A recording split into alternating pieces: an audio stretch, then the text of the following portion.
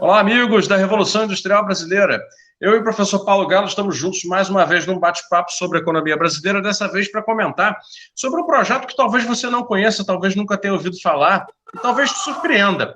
Porque eu não sei se você sabe, mas o Brasil, através de uma iniciativa pública iniciada em 2008, produz microeletrônica, semicondutores, ou seja, chips eletrônicos. Não chips de computador ou chips de celular, que são os produtos mais nobres da cadeia de semicondutores no mundo. Esses são realmente produtos de empresas que têm já oligopólio no planeta. Intel, etc., AMD, etc. Mas o Brasil produz chips para outras coisas. Produz etiquetas eletrônicas de identificação, produz chips para rastreamento de produtos, para sequenciamento e ordenamento de produtos no varejo e no atacado. Ou seja, toda a digitalização da economia demanda chips, demanda semicondutores. E a CEITEC, o Centro Nacional de Tecnologia Eletrônica Avançada, que fica lá em Porto Alegre, no Rio Grande do Sul, conseguiu desenvolver essa capacidade. E aí tem uma história muito complicada acontecendo no Brasil de agora, porque o governo federal tem, através do Ministério da Economia, a intenção de, acredite você, extinguir a CEITEC, com base no fato de que ela até hoje não deu lucro. Ora, e a sociedade não sabe muito bem a história por trás da CEITEC e começa a comprar a ideia de que, como ela é mais uma empresa pública que não deu lucro, então vamos vender ou vamos acabar com ela. Ocorre que a CEITEC foi feita a partir de um projeto que era produzir o chip do passaporte emitido pela Polícia Federal. Só que esse passaporte é produzido pela Casa da Moeda, e por encomenda da Polícia Federal. E a Casa da Moeda não cumpriu o seu acordo de comprar o chip da CEITEC e continua comprando de uma firma italiana. Ora, muito estranho. Tem vários materiais produzidos sobre isso lá na Revolução Industrial Brasileira, eu convido vocês a verem.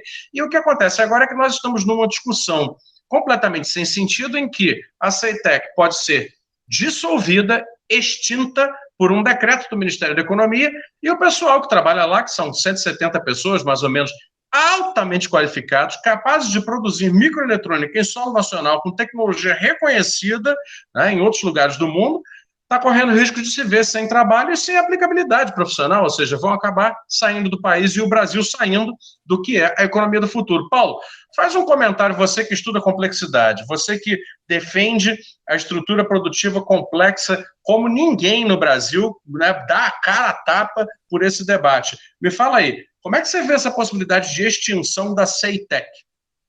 É uma loucura completa, né, Fausto? Quando a gente olha os bens e serviços de alto conteúdo tecnológico ou complexos, né, que é o que, no final do dia, promove o desenvolvimento econômico de um país, você percebe que eles se encontram em mercados altamente concentrados, em que meia dúzia de empresas mandam no mundo, né? Você conhece melhor do que ninguém todas elas, tanto na área de serviços quanto na área de manufaturas.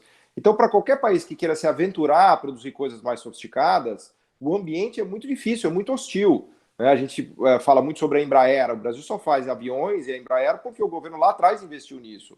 No caso dos semicondutores e dos chips, o Brasil deu um passo fantástico. Ele já conseguiu criar uma empresa que faz chips, ainda que chips mais simples, não estamos falando de chips da fronteira tecnológica, mas faz chips na CEITEC a partir de processos produtivos incrivelmente sofisticados, né, e a engenharia e o capital humano que a gente tem lá são fantásticos.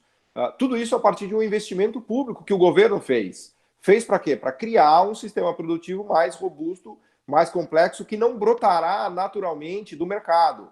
O mercado de um país pobre e emergente, ele vai produzir food trucks, ele vai produzir barraquinha de pastel, ele vai produzir 25 de março e padaria, ele não vai conseguir produzir gigantes de aviação, de chips de computadores e semicondutores. Para isso, a gente precisa do investimento público. É evidente que nem tudo vai dar certo. É evidente que muito disso pode dar errado, né? Esse é um custo de investimento que a sociedade faz para tentar construir um sistema produtivo mais sofisticado, mais complexo, que gere melhores empregos, que pague mais salários e assim por diante. Agora, a tristeza, no caso da CEITEC, é que a gente já fez isso. A gente já gastou dinheiro, foi uma decisão do governo passado, podemos questionar se foi acertado ou não, mas agora fechar uma estupidez completa, porque a fábrica já está feita, a empresa é uma das... o Brasil é um dos únicos 7 países do mundo capazes de produzir esses semicondutores e esses chips. O investimento começa a retornar e a empresa ainda tenta parar de pé, sendo que ela perdeu a grande encomenda dela, que seria o chip do passaporte. Então, realmente é criminoso extinguir a empresa no momento desse. Os chineses, os coreanos e os taiwaneses olhando para isso dão risada, porque, especialmente nesse momento, né, Fausto, algo que a gente tem conversado bastante, da guerra dos semicondutores no mundo, a guerra dos semicondutores, né, que é uma guerra travada entre americanos, da Qualcomm, contra a Huawei, que é a grande gigante tecnológico chinês, há uma guerra de semicondutores porque os americanos querem evitar, né, ou impedir que os sul-coreanos e os taiwaneses vendam semicondutores para a Huawei. Então, isso criou no mercado de semicondutores do mundo uma guerra entre estados, em que os governos estão investindo bilhões de dólares para incentivar a produção de semicondutores. Na China, o Estado está trazendo engenheiros de Taiwan pagando o dobro, o triplo do salário do bolso do Estado chinês para justamente tentar atrair capacidade e capital humano para produzir semicondutores na China. E a Coreia do Sul colocando dinheiro nisso também, com o New Deal coreano, incentivando mais o setor de semicondutores. Então, é realmente chocante você olhar para o Brasil e ver como a gente vai numa contramão total de um projeto que já está feito, que já rende frutos, que tem competência técnica. É evidente que pode ser melhorado, pode ter problemas, pode ter problema de ineficiência, pode ter problema de desperdício, tudo isso é verdade, mas se a gente não investir, não ampliar esses esforços desse tipo, a gente jamais vai virar uma economia desenvolvida. A gente vai ficar no mundo do food truck, né? Nosso destino é ser food truck, né? Ser food truck, praças de alimentação, shopping center, bloco de concreto, material de construção e nada mais, né? Esse é o cardápio que está se oferecendo para a sociedade brasileira no futuro. Aquele que não gera demanda por profissional qualificado, portanto, vende uma ideia de dinamismo econômico agora para, no futuro, entregar empobrecimento. E essa é a razão primordial pela qual a classe média brasileira vem sendo comprimida, até o momento que ela vai chegar a um ponto que ela não conseguirá mais se recuperar e vai mesmo entrar em extinção. Mas sobre a CEITEC, Paulo, eu queria te colocar o seguinte: eu conversei com pessoas de lá, tem entrevista gravada lá na Revolução Industrial Brasileira, também no site publiquei matéria sobre isso, já tenho me preocupado em ajudá-los a lutar contra a extinção, e uma das coisas que mais tem sido ditas a respeito da CEITEC negativamente é de que ela é a estatal do chip do boi. Em razão do seguinte, um camarada lá que trabalhava no governo, cujo nome eu não vou dizer, que depois saiu, que é dono de uma grande locadora de automóveis, né, contribui para a desindustrialização brasileira gravemente, tá? Porque ele compra com preço, né, minorado das automotivas, depois põe aquele carro para rodar na mão de Uber por 2 anos. Porque você paga ISS, né? Como uma locadora, você não paga ICMS, né? Exatamente. Então, o que acontece é que ele faz uma compra de um valor, né, de atacado, né, e com isenção tributária, que soma, aliás, bilhões. Esse cidadão fez a Localiza, né, que é a empresa dele, faz frota de carro renovada, aluga para Uber, né, paga o investimento, alugando para a classe média, né, comprimida no Uber, e depois ainda vende como seminovo por um preço que dizem que é mais alto do que aquele que ele pagou na indústria. Ou seja, esse camarada contribui para a desindustrialização, para a desmobilização do setor automotivo brasileiro. Muito bem, este senhor batizou a CEITEC como a estatal do chip do boi. Por quê? Porque uma das etiquetas eletrônicas que a CEITEC produziu foi destinada à agropecuária brasileira para fazer o rastreamento dos bovinos brasileiros, que são sempre suspeitos de terem febre aftosa, etc. E, portanto, podem perder mercado por causa... Assim, rapidamente podem perder mercado. Que, aliás, é um belo exemplo do que a gente deveria fazer mesmo, Fausto, porque a agroindústria brasileira deveria catapultar a indústria, o agronegócio deveria catapultar a indústria. Está um belo exemplo aí, né?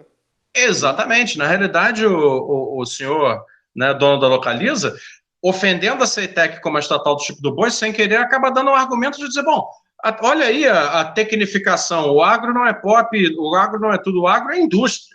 O agro depende, na realidade, de sofisticação produtiva e industrial para conseguir sobreviver e crescer. Mas voltando, 1% mais ou menos da venda da CEITEC no mercado é o chip do boi, o famoso chip do boi, que é aquela etiqueta eletrônica, né, colocada num brinco, para que ele possa ser identificado e rastreado com todos os dados da sua saúde animal, veterinária, vacinas, etc.